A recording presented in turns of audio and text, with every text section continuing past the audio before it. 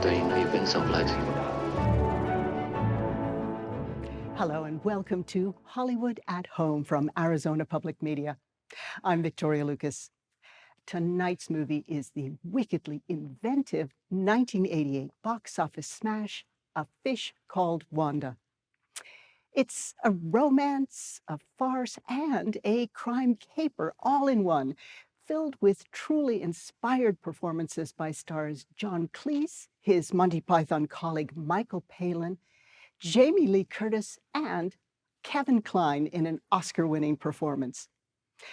The witty and intricate plot revolves around a crew of criminals who pull off a diamond heist and then spend the rest of the movie crossing and double-crossing each other. They are despicable, often offensive characters. Not that that's a bad thing. And we fall in love with them anyway. In fact, film critic Roger Ebert, in his rave review, wrote, "Oddly, one of the movie's strengths is its mean-spiritedness. Only in England are the sins of vanity, greed, and lust treated with the comic richness they deserve." Cleese co-wrote the script with his old pal Charles Crichton, probably best known for directing the British comedy classic The Lavender Hill Mob. They had met and begun discussing ideas for a comedy heist film way back in 1969, but had been unable to come up with a satisfactory storyline.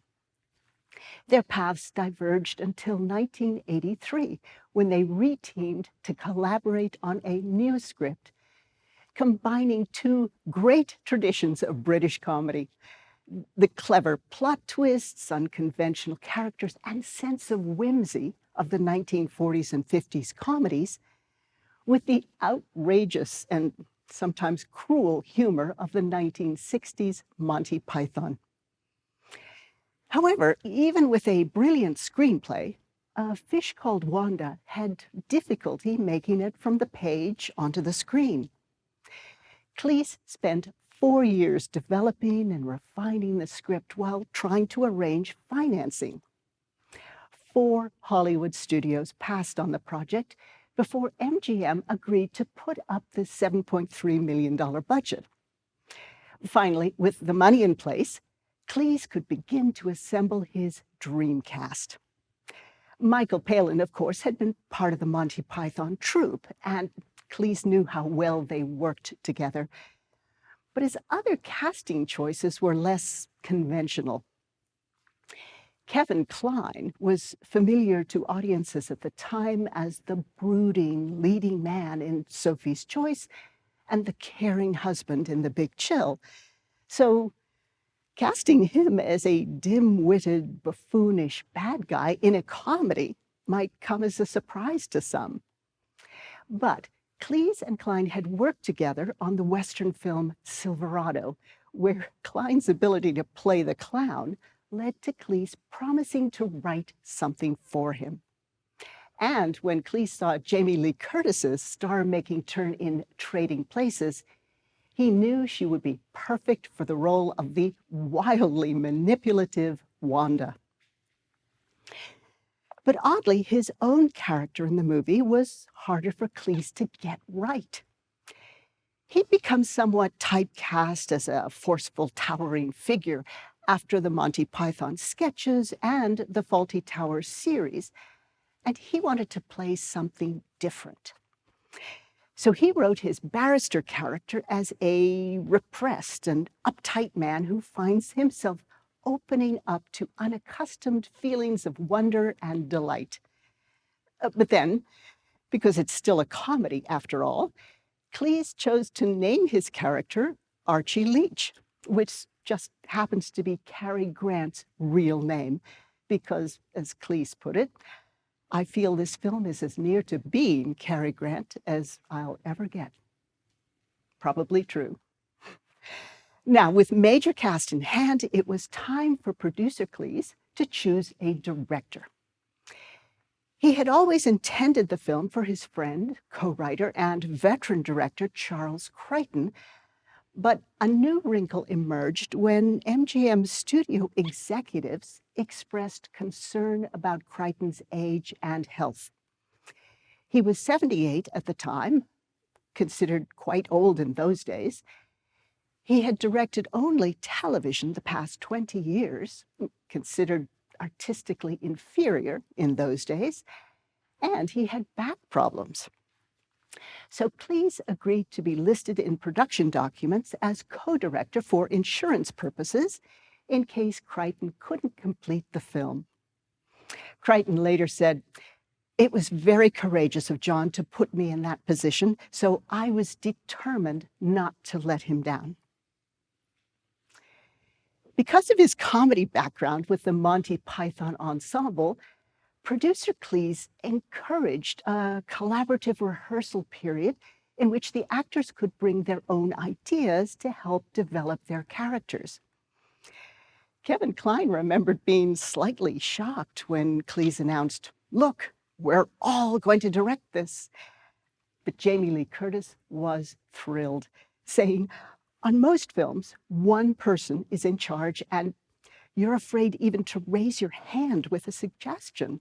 But this was totally a collaborative effort, and I'm afraid it has spoiled me."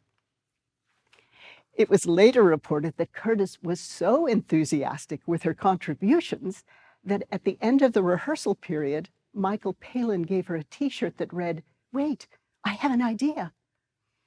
And she wasn't the only one with a gift T-shirt. Director Charles Crichton enjoyed wearing one presented to him by John Cleese, inscribed, "Age and treachery will always overcome youth and skill."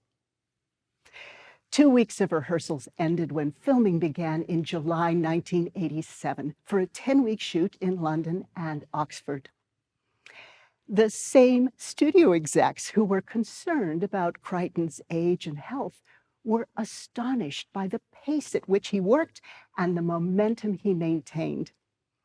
Cleese marveled, "His technique is so deeply ingrained, he doesn't have to agonize or overthink what he's doing. He just gets on with it and shoots less than most directors because he's editing the film in his head while on the set."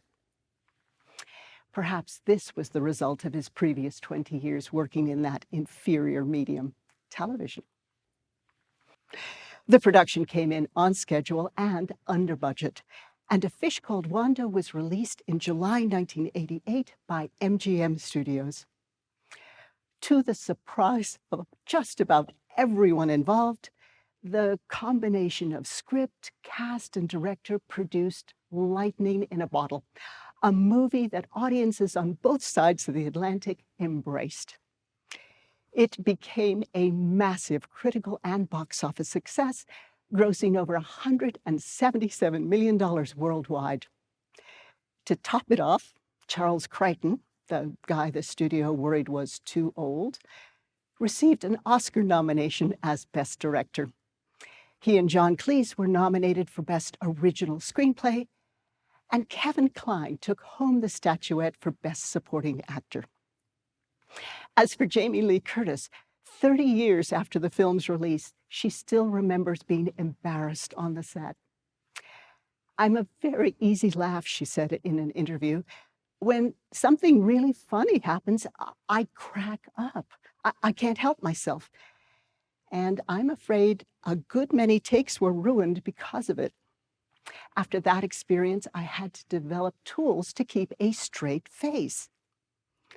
Well, I hope you haven't developed similar tools, because it's time to sit back and get ready to laugh at a movie that more than lives up to its tagline, a tale of murder, lust, greed, revenge, and seafood. From MGM, it's A Fish Called Wanda.